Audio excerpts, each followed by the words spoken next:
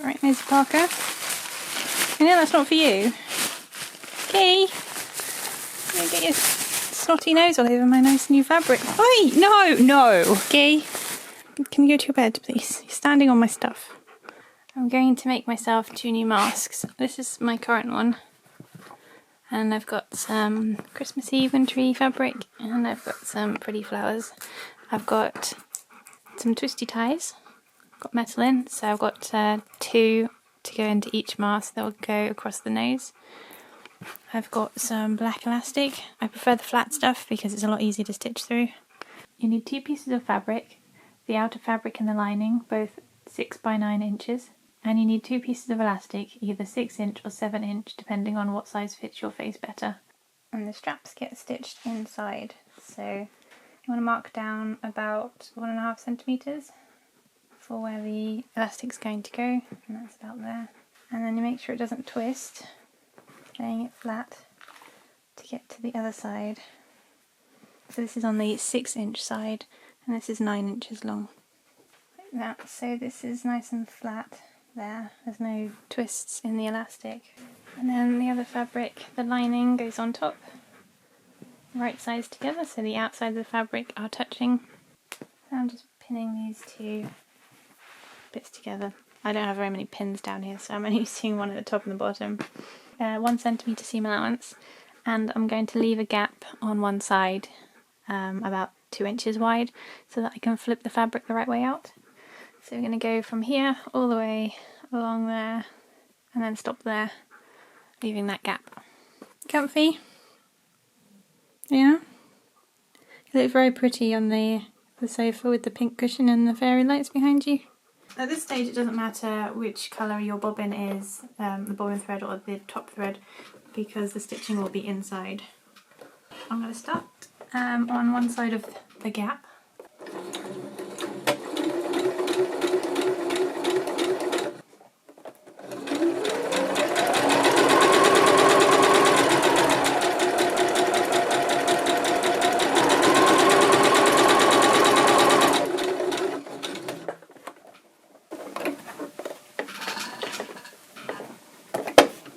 Sound like The Grudge.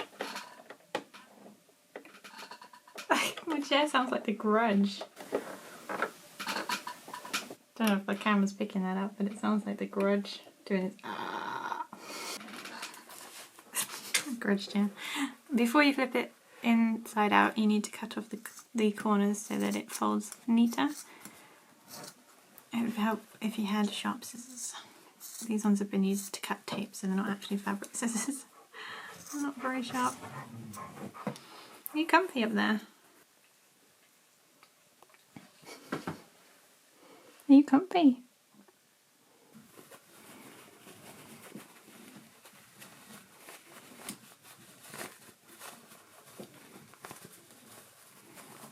Try and get the corners out. You can do it with a pin, but you have to be careful that you don't pull the threads.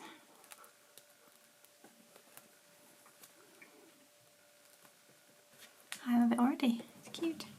So now I need to get my twisty tie. I don't know what you'd call these in America. It's literally just like a piece of plastic with really thin metal in the middle so that you can shape it. None of that was in focus. Yeah, I've just got 2 of them together, and I'm going to poke it inside because we still have to do a top stitch.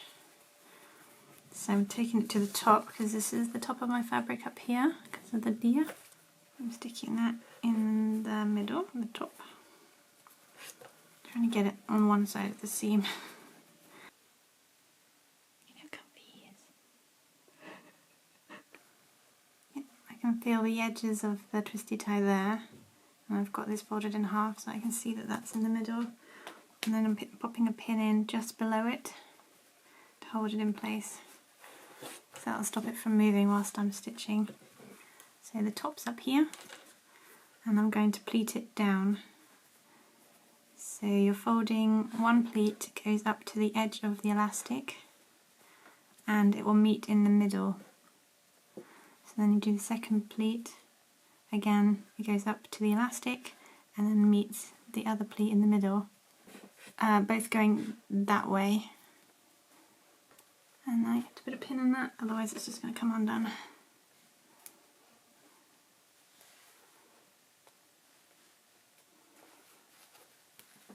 See, there's the pleat, 2 pleats.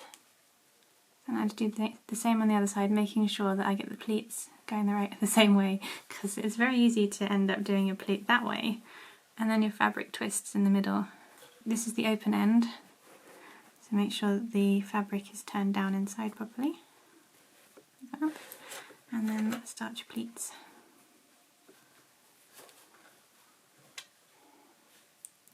I made one slightly too big, so I just need to shrink that bit down there and then try it again. So that's the 2 pleated sides, so when it's over your mouth it goes like this. The next step now is to do a top stitch all the way around the outside. So there's no gap in this one, so it's literally going all the way around the outside, going over these pleats and over the elastic, and just below where the nose strip will be, so it'll hold that in place. And when you're going along the edges, make sure you don't accidentally catch the pleat in your bottom row of stitching or your top row. So this time you want to make sure, if you're using 2 contrasting fabrics, that your top stitching fabric matches, or contrast if you want to. I've got a silver thread for the top for this fabric, and I've got a red thread in my bobbin for this fabric, so I'll be doing it this way up. So this time I'm not doing a 1 centimetre seam allowance. There's a line along here in the foot on both sides, and I'm going to stitch up to that instead of a 1 centimetre seam allowance, because you're doing a top stitch, so you don't want to be quite so far away from the edge.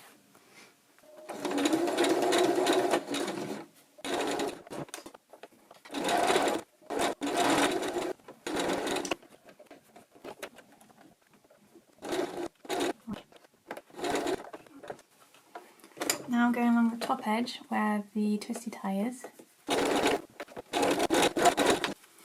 There it is, it's all done. That's the back. And then the front. I need your opinion.